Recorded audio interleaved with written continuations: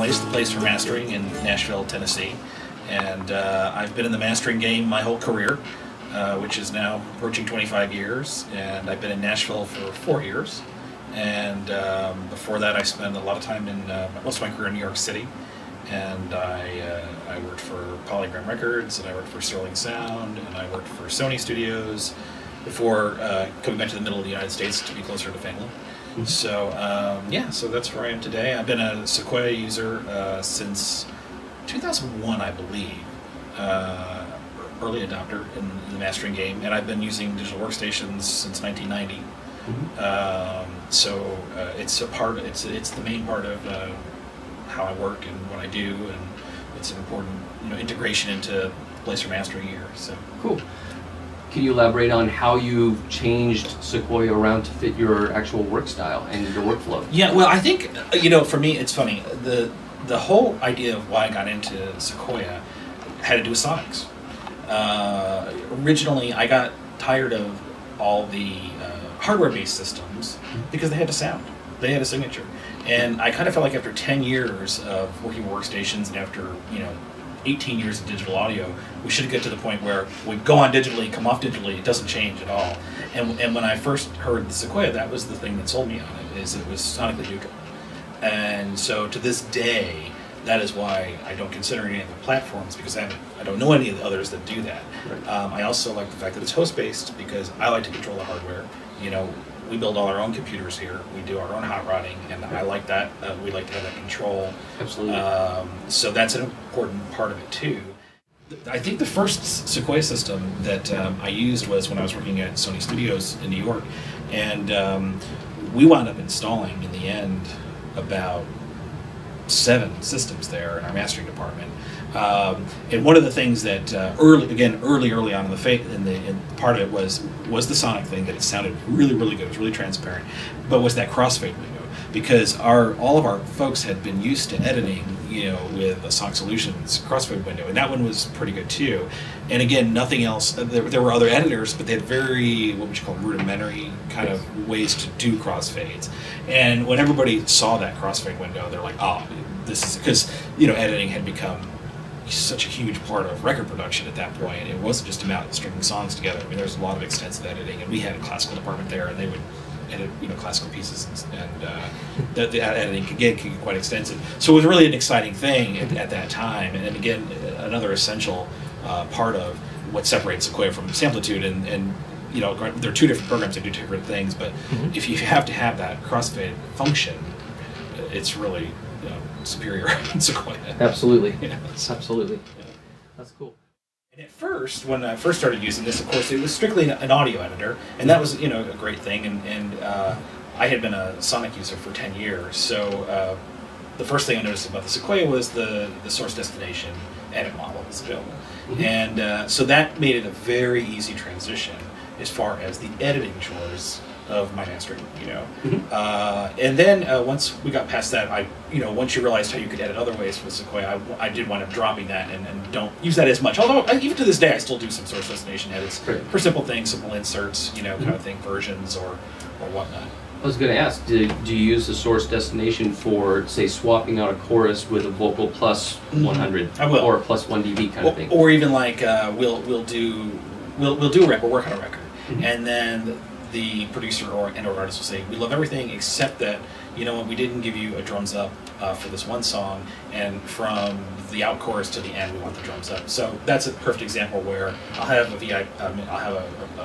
VIP set up, and instead of redoing everything, I'll put something in the source panel, this up mix, and do a little insert, and very quickly now I've got a new project that's ready to go, and I can make it ref. And when you're swapping out that part of the song, do you describe how you do that? Oh, well, through the object editor, for instance? Yes, yeah, through the object editor. Yeah, of course, I'll master that mix since it's a new mix that's come in, and that involves my whole setup with analog console and whatnot. And then once I've recorded that piece onto the workstation, then I'll use the object editor and use a virtual project and set up a source destination. Of course, all my masters are set up in a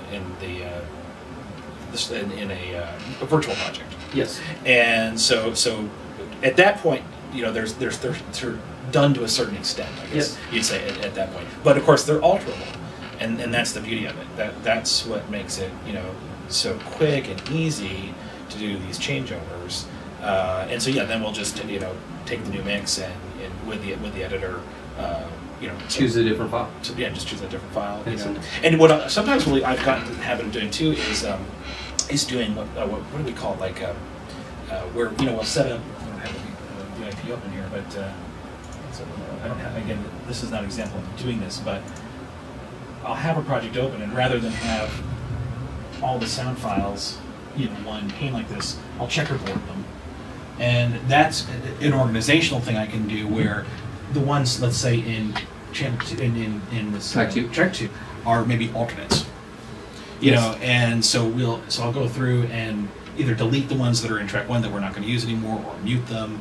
So I can kind of go back, or I can track the work order that I've done. Like now I know the work order of I have a visual reference to the way I've, you know, gone through the project. So, or even although one of the other things I've loved about this forever has been the Crossfade edit window. But I also like the visual reference of opening multiple tracks and looking at my crossfades. Absolutely. That way, without going into the window, you know, we can zoom in and look at a couple tracks, and so without opening the edit window, right? You know, I can have a quick visual reference, and it's very helpful. Like for instance, I do that all the time when I'm doing the live record. When there's extensive sweetening to the audience or the between the songs, you know, exactly. You know, a live record won't look just like this because this has this is a studio album, so there's pauses where you can see the markers. But whereas a live record, it'll be full and there'll be markers, but you know, there won't be silence. Typically, there won't be silence.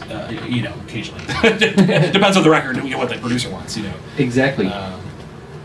And you do that also because the crossfade editor that's in Sequoia is different than the one that's in Sample Dude. It actually opens up another window, another screen, allowing you just to see the objects that you're working on. We can show one here. This is just the end of this track, and it's just it's a cold. I'm sorry. This is actually a fade.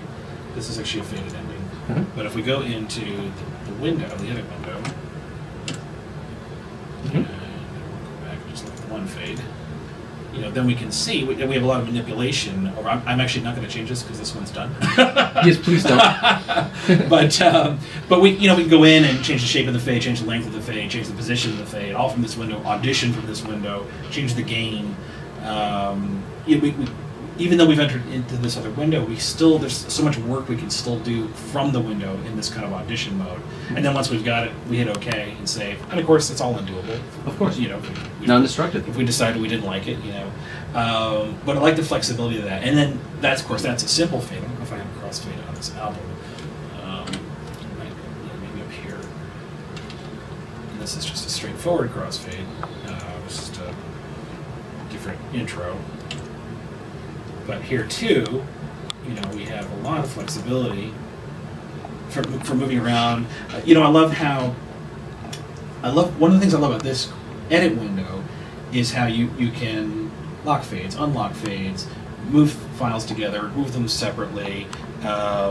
You can change the shape of the fade for just the out and just the in. Yeah, just the length. Right. And, you know, if you're doing something odd, you know, like maybe more like sound effect-y or something like that. Like we were talking about audience pieces earlier. Then it's not, you know, this is a musical cut, so you know it's right on the beat. You can see that clearly. Right. And the top of the window is showing the actual file that's coming in and fading out to black. When the bottom part of that is showing the object that has the fade in coming from black into the audio. Right. So we're going audio, down, audio. Exactly. That's what makes up the edit, you know. Exactly.